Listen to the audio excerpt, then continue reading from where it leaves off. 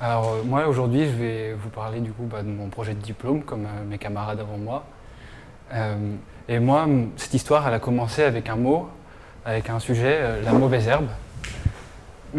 Alors et moi ce que j'aime bien en fait mettre dans les histoires, ce que j'ai découvert ici à Strat, c'est que ce que j'aimais bien c'était raconter des histoires d'une manière un peu décalée, en essayant d'y ajouter une petite ouverture, un petit grain de poésie, et pas forcément d'aller chercher à tout de suite se confronter tout de suite au problème tel qu'on voudrait le résoudre tout de suite, mais essayer justement d'itérer un petit peu et de s'y approcher comme ça. Et donc c'est comme ça que j'ai un peu fait pour mon diplôme. Et donc j'ai commencé tout d'abord justement avec ce mot, les mauvaises herbes, que j'ai articulé avec un autre mot, contre-pouvoir, dans un mémoire, où je me suis posé comme question, en quoi les mauvaises herbes peuvent être un terreau de contre-pouvoir pour questionner notre paysage culturel. Alors en fait, nous, aujourd'hui, on a tendance vraiment à aborder la nature d'une manière abstraite, soit à travers des notions politiques qu'on parle tout le temps dont on parle tout le temps aujourd'hui, qui est l'environnement, ou au travers du fait de la nature, c'est les forêts vierges, où il y a le loup qui habite encore, quelque chose de nos terra incognita, quelque chose avec justement ce fantasme qui finalement n'existe pas du tout aujourd'hui, parce que les forêts, l'organisme national des forêts, il trie, on sait exactement combien d'arbres il y a, quelles bêtes habitent dedans, c'est pas du tout des terra incognita. Et donc finalement, on catégorise cette nature, et justement, à la marge de cette catégorisation de la nature, en fonction de leur utilité, nous avons les mauvaises herbes qui justement apparaissent. Ces mauvaises herbes, elles poussent un peu n'importe où, de manière inopinée, dans nos champs, dans nos rues, et elles remplissent aucune fonction. Et les mauvaises herbes, ça n'a pas vraiment de réalité biologique, on pourrait les apparenter plutôt aux adventices. Les adventices, elles ont toute la particularité en général de posséder un rhizome. Ce rhizome, c'est cette partie-là qui est horizontale, qui vient relier toutes les plantes entre elles. Et ce rhizome, c'est ce qui leur permet justement de pousser de manière inopinée. Parce que ce rhizome se prolonge sous la terre et réapparaît, ça naît à un autre endroit, alors qu'on s'y attend pas. Et il y a du coup un agriculteur que j'ai étudié durant ce mémoire, qui s'appelle Masanobu Fukuoka, qui a développé une méthode de culture qui s'appelle la méthode de culture du non-agir, qui n'est pas vraiment une méthode d'agriculture à proprement parler, en matière technique, mais plutôt une philosophie, une approche où justement il va essayer de faire le moins possible. Il dit, au lieu d'aller regarder et travailler au début dans un centre des douanes, ou au lieu de regarder très précisément quelle plante je fais quoi pour changer, essayer d'avoir une approche plus globale et de dire qu'est-ce que je peux utiliser qui existe pour m'aider. Donc c'était assez innovant à l'époque, parce qu'il a fait ça dans les années, début des années 70 au Japon. Voilà. Donc il a créé un autre rapport au monde, au vivant, à son territoire, avec des interactions beaucoup plus instinctives, un peu plus de l'ordre de l'empirique, et beaucoup plus poétiques aussi. Parce que du coup, il y a des rituels qui se mettent en place, qui se créent, et qui lui permettent de se rendre compte, de faire attention à d'autres choses auxquelles il n'aurait pas fait attention de prime abord. Donc, dans cette approche, du coup, il n'y a pas d'entité qui est plus importante l'une que l'autre. Dans cet ensemble de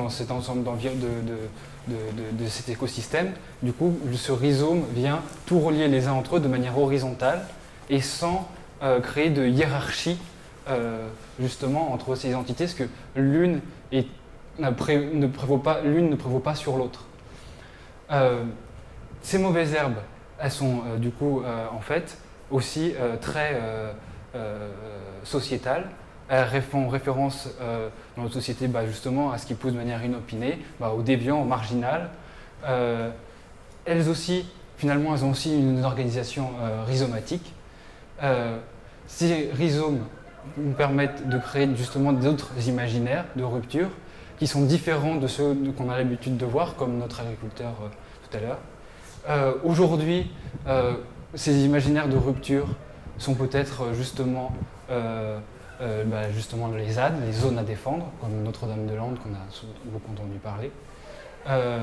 Elles font rhizome, comme peut en témoigner le slogan ZAD partout, et que finalement la ZAD n'est pas très éloignée du squat qui est né dans les années 90 à Copenhague, dans le quartier de Domshuset. Et qu'il y a des artistes qui se réfèrent à tout cet univers-là, à cette éthique qu'on appelle parfois hacker, où ils viennent justement créer un nouveau lien entre la société et ces imaginaires-là, où d'habitude, dans les médias, on a plutôt tendance à avoir des affrontements et à pas voir. Moi, je ne voyais pas avant le questionnement que ça pouvait mettre en cause sur notre organisation de la société, mais plus comme. Il n'y a pas que forcément quelque chose nécessairement de manichéen, et que justement ces artistes nous permettent de ne pas avoir seulement cette vision manichéenne, qui est parfois aussi violente dans leurs œuvres, mais qui est moins manichéenne que les représentations que l'on a habituellement. Donc, du coup, je suis arrivé à ma question de designer. Comment, en tant que designer, puis-je promouvoir une culture de l'inopiné? La culture est représentée par des institutions, des connaissances individuelles ou collectives, qui peuvent être autant artisanales qu'artistiques. L'inopiné, c'est ce qui advient, forcément, mais on ne sait pas vraiment où ni comment. Un peu comme la mauvaise herbe qui pousse avec le rhizome. Et promouvoir, il y a cette idée de quelque chose d'hyper positif, où j'avance, je tâtonne petit à petit, comme notre agriculteur du début, qui est dans cette idée-là de mouvoir en avant, de tendre, même s'il échoue un paquet de fois innombrables et pendant 10 ans ça ne marche pas, il arrive à garder quelque chose de positif et à rester dans ce mouvement lent, mais toujours en avant. Donc finalement, la culture inopinée, c'est un état d'esprit qu'on pourrait résumer par les 3 F. Free, fun and fuck. Free, pourquoi? Parce que à notre ère aujourd'hui, c'est l'appropriable, c'est l'open source. Fun, justement parce qu'on garde ce côté de ça apparaît d'une manière soudaine et ça vient casser un peu ce code d'une manière un peu drôle. Et du coup, fuck, parce que justement, il y a ce côté un peu carrément revendicatif, où à minima on remet en cause, voire on s'oppose clairement contre. Cet état d'esprit du coup est inspiré de la culture du non-agir, qui inscrit du coup un long présent, et qui est du coup l'inverse justement d'un chemin droit. C'est on vient faire des virages tout le temps et essayer justement d'itérer de cette manière-là. Donc finalement, la culture inopinée, c'est un outil iconoclaste. Si la société est une boîte de conserve, ça serait notre ouvre-boîte. Moi, à travers cette question-là, ce que j'aimerais, ma posture, ça serait rendre possible et accessible cet état d'esprit pour générer d'autres imaginaires, ou à minima, peut-être au moins, essayer de se réapproprier son quotidien en le questionnant. Et donc ma direction, pour mettre en place ça serait concevoir un dispositif permettant l'appropriation du territoire par chacun et chacune dans un élan festif pour permettre le partage de grandes émotions artistiques. J'ai constaté qu'aujourd'hui, un Français sur 2 n'allait pas au musée, que 139 € par habitant étaient dépensés par le ministère de la Culture en moyenne en Ile-de-France, contre 15 € sur le reste du territoire, ce qui s'explique aussi par les musées nationaux qui se trouvent tous à Paris. Donc je vous laisse imaginer les autres villes, Lyon prennent le budget, le reste vraiment pas grand-chose. 55% des Français en 2015 sont favorables à une démocratisation de l'art et de la culture. Alors du coup, le monde de la culture, ça ressemble à quoi? Finalement, c'est plus de 140 acteurs, pas vraiment d'interlocuteurs proches, et avec tous des acteurs professionnels, des institutions publiques, des fondations, et avec du coup une diversité d'interlocuteurs qui est vraiment énorme. Du coup, j'ai remarqué que les musées essayaient de se rapprocher des habitants, notamment avec le centre Pompidou mobile, mais qui a été abandonné parce que ça a coûté 2,5 millions. Et les communes devaient avancer entre 400 000 et 50 000 euros. C'est à peu près les chiffres que j'ai trouvés. Et malgré ça, il y avait une liste d'attente, même quand le projet a été arrêté, ou que l'État a arrêté de le financer, il y avait encore une liste d'attente. Donc les communes, il y a une véritable demande de cet art pour la culture. Et donc aujourd'hui, d'une manière plus simple, il y a un camion qui se déplace de ville en ville, mais qui est plus axé pour le jeune public. Donc finalement, si je regarde, sur des événements qui sont peut-être plus sporadiques, il y a des expériences faites par des artistes qui vont créer une dynamique à une échelle plus locale pour s'inspirer du territoire et créer à partir de ça avec les habitants. Mais aujourd'hui, il n'y a pas vraiment du coup de dynamique à une échelle globale et ces projets en général meurent aussi vite qu'ils naissent et finalement n'ont pas cet écho, ne font pas du tout rhizome. Donc mon cahier des charges, ça serait du coup ancrer un projet artistique dans le quotidien des gens, se nourrir justement du territoire, du quotidien pour impliquer les gens dans ce projet, tout en essayant de créer une dynamique à une échelle locale, pas calquer un modèle, mais que cette dynamique puisse faire rhizome, et pour ça, du coup, prendre appui sur un réseau déjà existant. Mon réseau déjà existant, en fait, j'ai les FRAC, les fonds régionaux d'art contemporain, qui sont mi-public, mi-privé, qui sont un partenariat entre l'État et ces institutions. En 2017, ils ont bénéficié de la reconnaissance de l'État avec un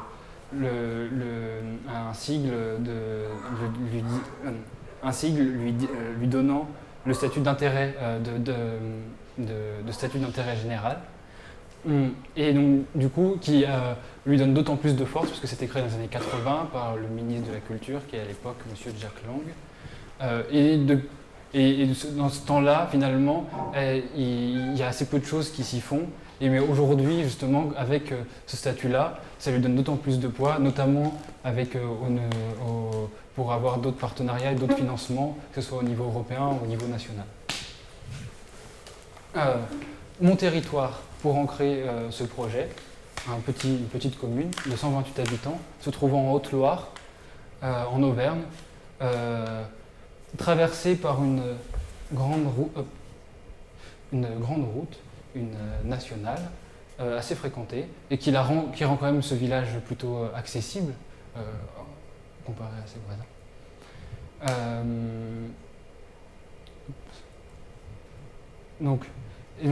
Justement, mon dispositif qui s'inscrirait sur ce territoire, je serais monsieur le maire, je découvre, on m'envoie des flyers, des flyers, m'invitant à me déclarer en zone artistique cultivable. Donc voilà. Ensuite, j'y suis plus ou moins intéressé, j'en discute avec mes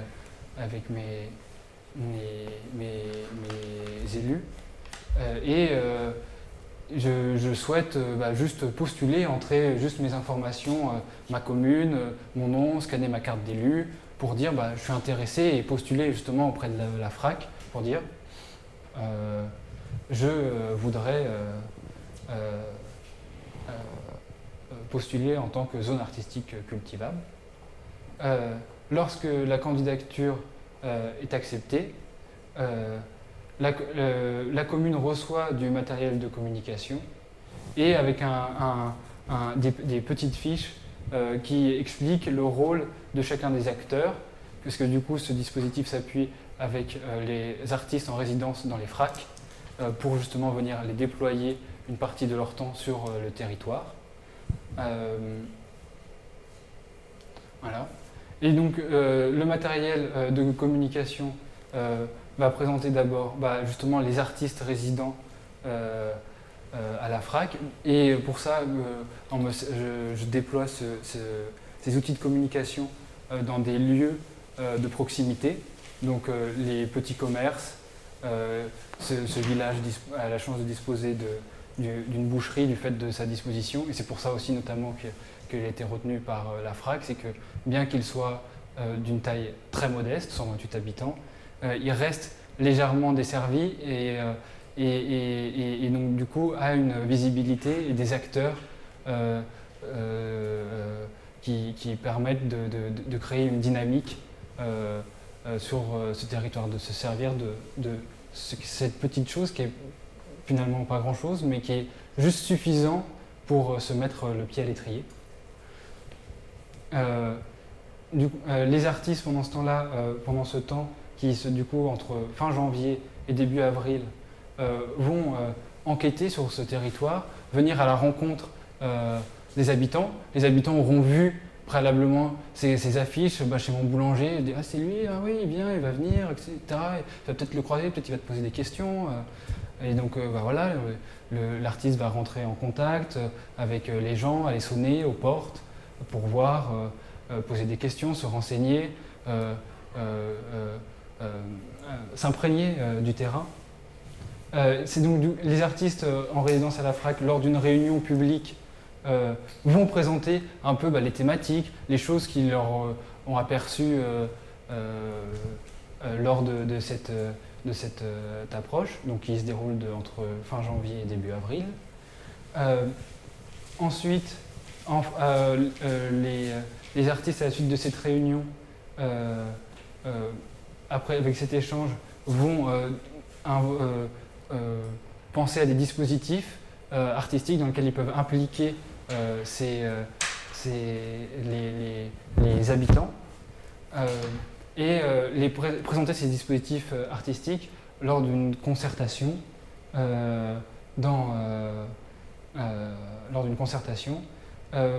Cette concertation, c'est un événement qui se veut aussi festif pour lancer, impliquer les gens, pour aussi décomplexer cette approche à la culture, et car dans les villages, il y a beaucoup cette tradition de faire des fêtes de manière régulière l'été, de se retrouver autour d'événements comme celui-ci, et donc du coup se servir aussi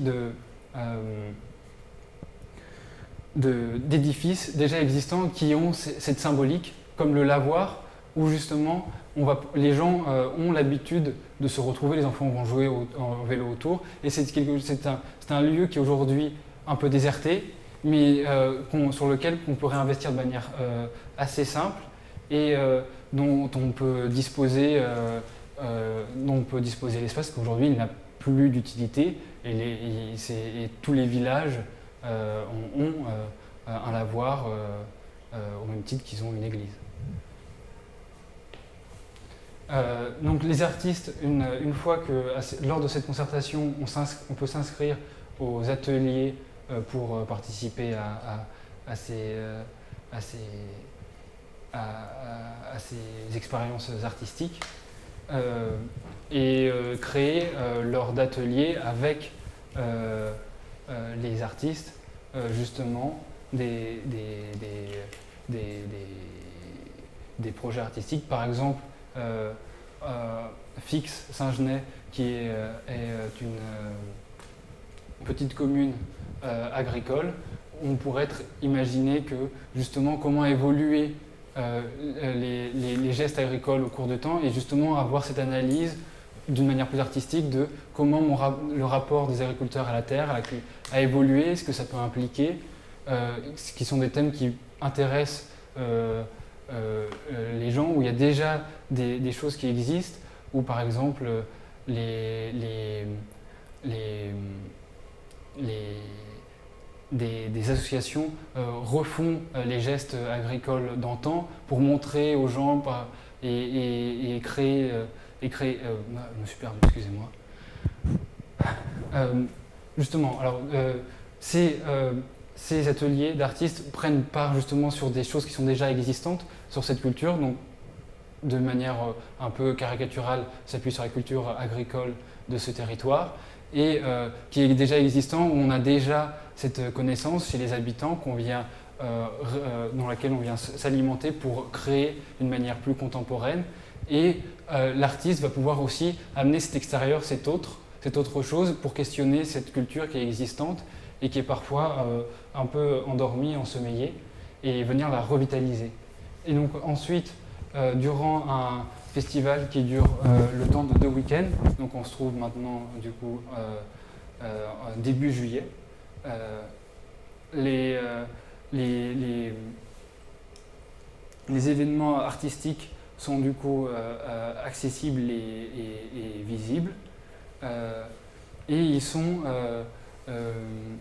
présentés par les médiateurs de la FRAC durant ces 2 week-ends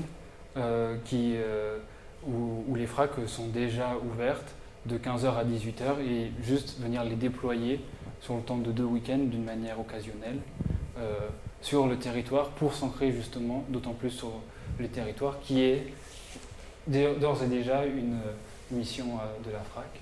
Donc finalement, Fix Saint-Genès est devenu pendant 7 mois une zone artistique cultivable.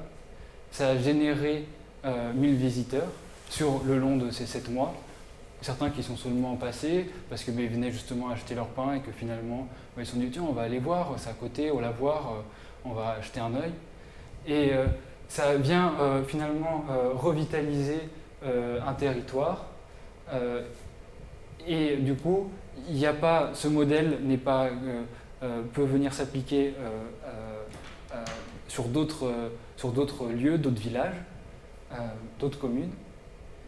Tout comme, en fait, et c'est pour ça que mon dispositif graphique s'appuie là-dessus, où mon logo, qui est un pliage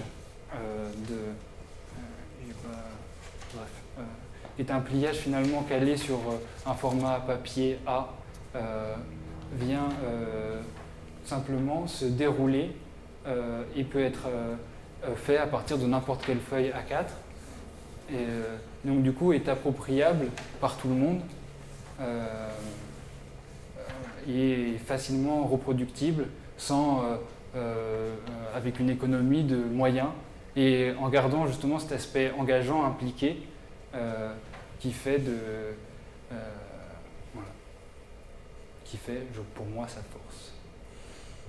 Le logo vient se décliner avec l'acronyme et du coup le nom complet en dessous, qui est en typographie, en graphique. Cette typographie, pourquoi ? Parce que elle est impactante, elle rappelle cet univers de la signalétique qui lui donne un impact fort, tout en s'éloignant un petit peu des typographies qui sont plus courantes, comme que j'aurais pu mettre aussi, comme la Helvetica ou la Futura, mais qu'on a plus tendance à voir et qui lui donne du coup quelque chose de moins courant. Mon dispositif graphique s'appuie aussi sur une bibliothèque de formes qu'on vient décliner avec selon 3 couleurs, le rouge, le bleu et le jaune, ainsi que des couleurs qui accompagnent le blanc et le noir. Le logo peut venir vivre sans ces textures papier, où il va beaucoup moins vivre sur les panneaux, où justement c'est de la sérigraphie, et donc du coup je ne peux pas avoir cet effet de texture sur les panneaux pour signaler que ma commune est une ZAC. Donc ce dispositif graphique de forme vient habiller les différents posters. Il n'est pas appliqué d'une manière systématique comme un motif où on pourrait faire une sorte de papier cadeau, mais non, il vient plutôt jouer avec la forme justement pour venir créer des dynamiques et et il existe en couleur, mais il fonctionne en noir et blanc, parce que justement, les communes, si elles veulent imprimer leur A4 ou, ou un A3, elles n'ont pas forcément le bon tonnerre avec la bonne couleur. Et donc, toujours dans cette économie de moyens, on peut mettre la couleur, mais on peut aussi laisser en noir et blanc, et ça marche, et ça ne va pas faire un truc moche, horrible, qu'on ne peut pas afficher. Donc la zone artistique cultivable, c'est le territoire comme terreau de justement ces propositions, cette vie artistique, où l'art, il n'est pas simplement soutenu, mais il le fait exister.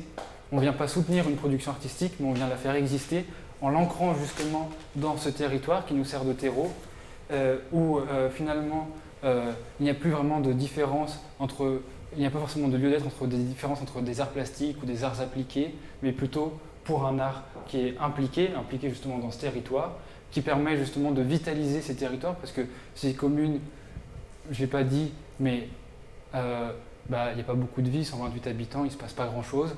Et si elles veulent attirer du monde, des entreprises, de la vie, la culture vitalise justement ces territoires, et c'est peut-être finalement ce qui leur manque, parce que justement ça vient se faire rencontrer les gens, et ça vient de créer justement une ouverture sur la culture. Voilà.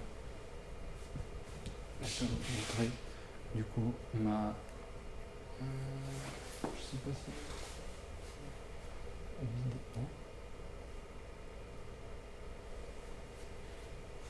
Qui du coup s'inspire justement du fait que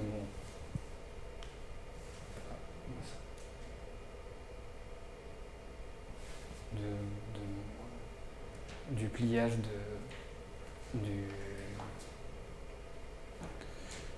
du logo pour animer les posters d'une manière simple.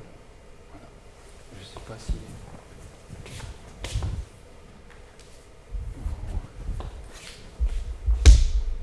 Je ne sais pas si vous avez des questions.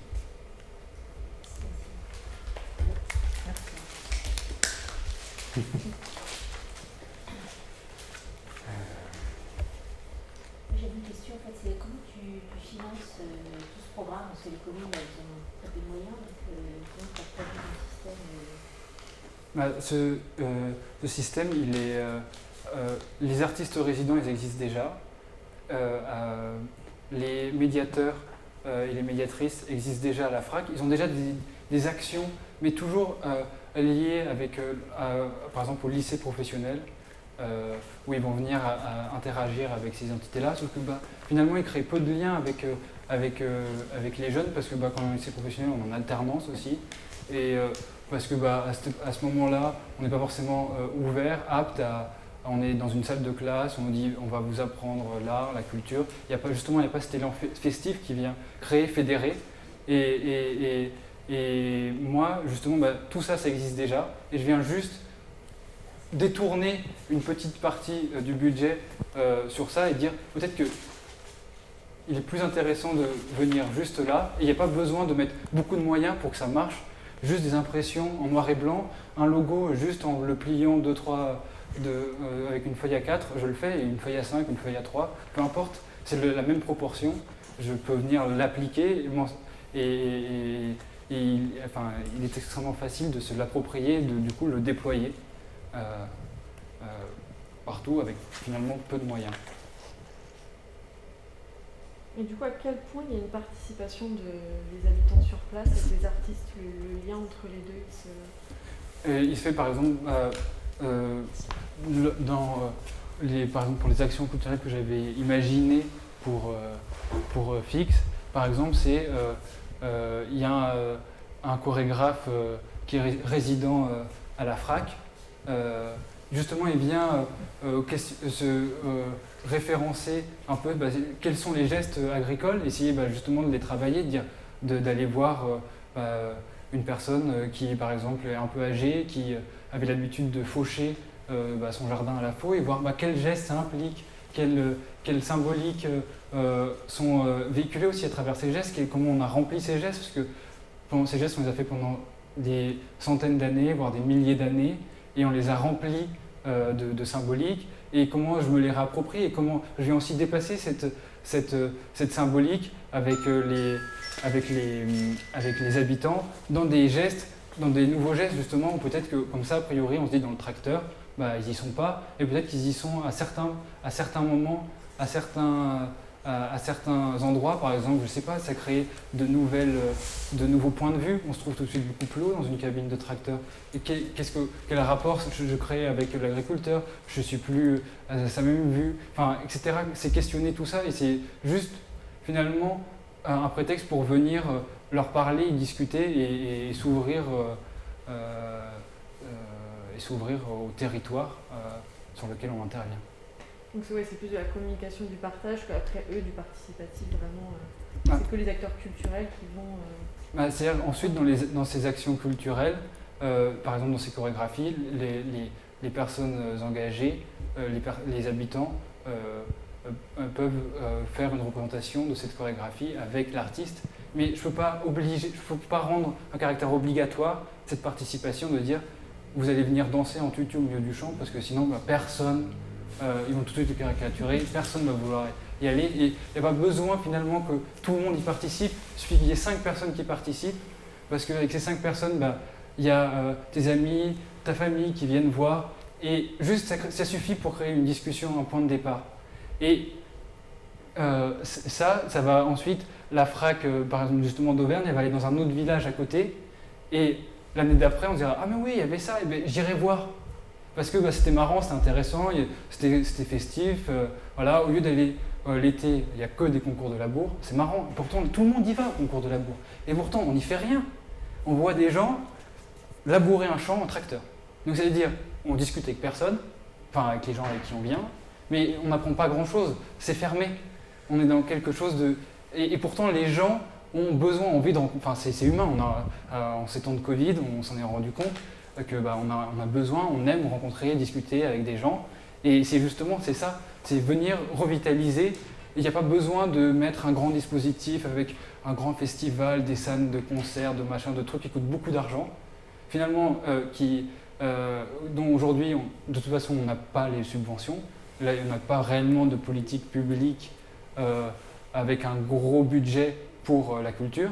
Ça fait des années et ça ne va pas changer comme ça a priori en ces temps de récession. Même les budgets des communes sont avec le Covid, vont diminuer. Et donc justement, c'est le temps de dire que faut pas justement se renfermer sur nous, mais comment on réinvente pour se redéployer sur l'extérieur, sur l'espace public, sur les territoires, pour se les réapproprier, pour les faire nôtres, pour les vitaliser. Ce qui me paraît un peu essentiel. Et tu imagines ça inscrit dans le temps Est-ce que ce seraient des événements qui se répéteraient de façon récurrente Je l'imagine qu'ils se répètent dans le temps, mais pas dans le même lieu, c'est-à-dire un dispositif qui dépend du coup de la FRAC, auquel les communes peuvent venir demander, se déclarer ZAC, et qui du coup s'inscrit sur 7 mois et qui du coup change tous les ans de lieu. Après, en fonction des FRAC et de leurs moyens, par exemple la FRAC Auvergne n'a pas beaucoup de moyens, ils n'ont pas la possibilité de faire plusieurs ZAC en même temps. Mais par exemple la FRAC de Villeurbanne, de Lyon, qui est beaucoup plus grosse, ou de Paris, peut très bien se déployer sur plusieurs lieux en même temps. Et justement après, qu'il y ait des événements croisés, finalement ça existe déjà, c'est des choses qui sont déjà en place. Et c'est juste les remettre dans cet état d'esprit en fait. Ce projet, il n'a rien de réellement novateur dans la façon il n'y a pas d'objet, mais c'est un état d'esprit et qu'on essaie de déployer, de cultiver du début à la fin et de garder pour justement vitaliser les territoires sur lesquels il s'inscrit. Et du coup, la petite carte que tu as là, c'est... Alors, c'est justement quel lieu je viens impliquer dans dans le village à chaque étape. J'informe au café, où je mets mon affiche, à l'épicerie, à la salaison, la boucherie, à la boulangerie.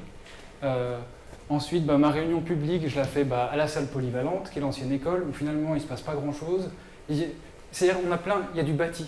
Il y a pas l'existant, ça existe déjà un peu partout. Il n'y a pas besoin de venir créer, juste d'aller chercher et se dire où est-ce que je peux venir m'inscrire et essayer de faire sens et de me déplacer pour que peut-être que les habitants de ce quartier-là, on est sur un petit village, donc voilà, mais si c'est sur une commune qui est plus grande, d'avoir cet esprit de je me déplace, je ne suis pas en ligne droite, je viens me balader dans le village, je commence là, ensuite je vais là, ensuite je vais là, ensuite on revient là, on va là, et justement de revenir vitaliser le territoire. Et en fait la vie en général c'est pas une ligne droite continue, c'est pas une autoroute quoi.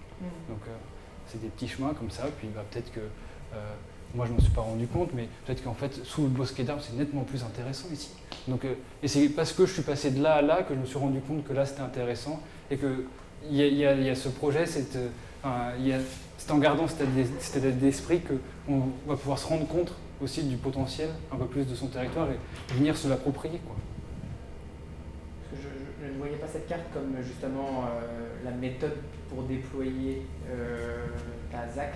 Je pensais que c'était la carte, j'ai une bêtise, mais quand tu arrives dans la ville, que tu donnais aux visiteurs pour un peu leur dire il se passe quelque chose là, mais tu as aussi cette épicerie, ce café qui du coup donne un intérêt aussi aux acteurs du village.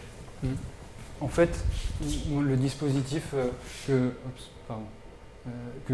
pour signaler la ZAC, en fait moi c'est les panneaux, c'est pour ça que c'est cet esprit de signalétique, c'est dire à l'entrée du village j'ai mon panneau ZAC, zone artistique cultivable, où j'ai mon panneau justement où là je vais avoir la carte avec les petits points de juste des restitutions, dire à cet endroit là il y a la chorégraphie, à cet endroit là il y a une petite expo photo qu'on a fait avec des expériences de photos argentiques qu'on a développées avec les habitants, à regarder, ça donne le résultat finalement importe peu, c'est le process, c'est un prétexte pour se rassembler en fait. Et se rassembler et s'ouvrir sur l'extérieur. On ne va pas simplement au concours de labour regarder le champ, mais justement peut-être que ça vient s'inscrire aussi, il y a un concours de labour, mais justement c'est excellent, c'est un prétexte déjà, il y a déjà tout ça qui est organisé, plein de monde qui vient. Venons juste mettre une petite chose, un petit truc, c'est cet esprit de culture du non-agir où je regarde ce qui se passe et en faisant pas grand-chose, finalement je peux arriver à changer beaucoup. Ça va pas marcher du premier coup. Parce que justement, c'est cette question un peu de justesse, mais de dire que c'est ça qu'il faut garder, qui est important.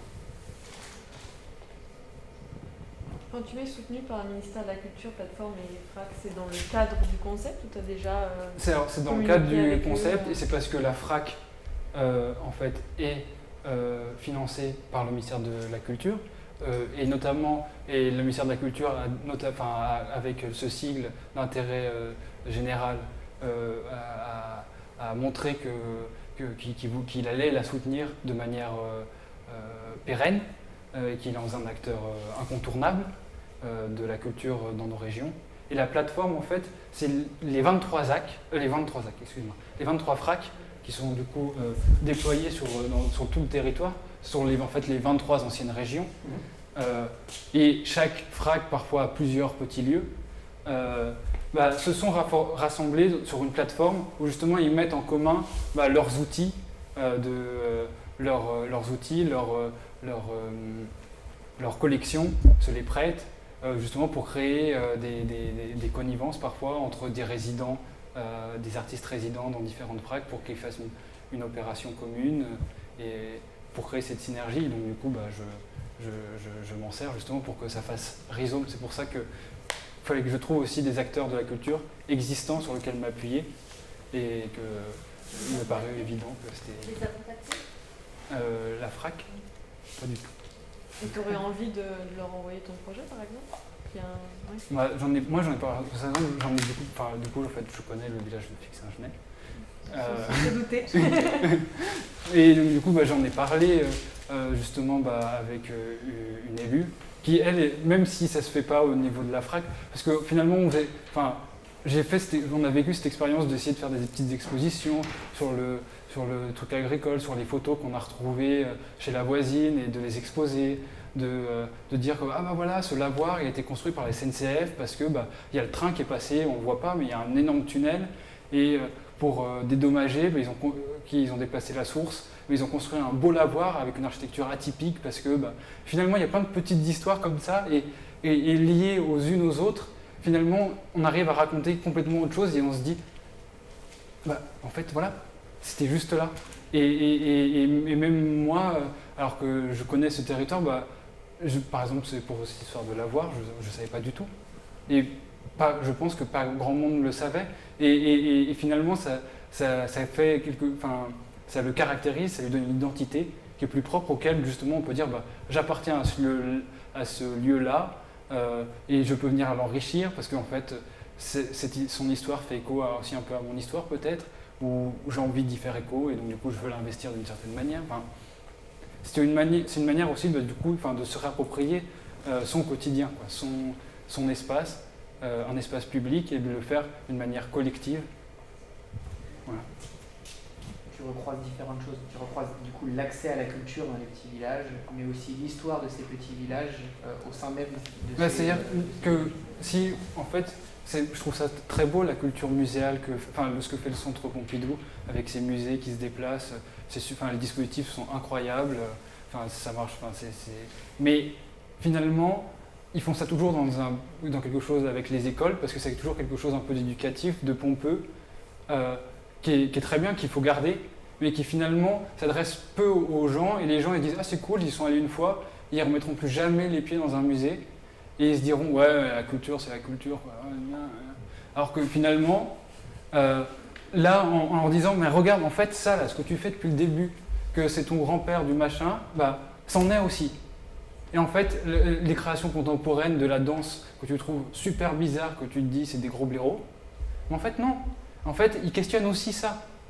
Et peut-être au début c'est un peu rebutant, parce que on n'a pas forcément l'habitude, les codes, mais justement en venant accompagner, en venant s'inscrire dans le territoire, on vient faire écho avec des choses dont on a déjà les codes, et donc du coup on peut s'approprier, on se reconnaît dans cette culture. Et ensuite, quand je vois le spectacle de l'artiste résident qui passe je me dis, tiens, je le connais, il parle de ça, et donc du coup je suis plus ouvert, plus apte aussi à regarder ce qui se passe aussi un peu ailleurs. Parce que on a fait cette démarche justement, c'est d'ouvrir cette boîte. Voilà. Très bien. Très bien, ouais. Ok. Il y a d'autres questions ? Non, pas particulièrement. Merci Simon. Merci beaucoup Simon.